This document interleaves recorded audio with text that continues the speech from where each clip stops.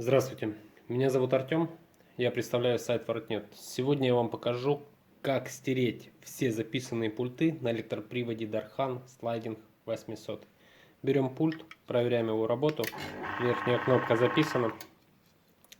Чтобы стереть все пульты, зажимаем кнопку радио ориентировочно на 10 секунд. Зажимаем и держим. Сейчас загорелся светодиод А. Приемник зашел в режим записи. Мы дальше удерживаем, он сейчас начнет мигать.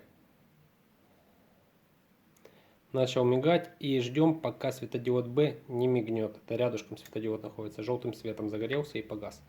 Все. Пульты все стерты. Проверяем наш старый пульт. Пульты не работают. Большое спасибо за внимание. До свидания.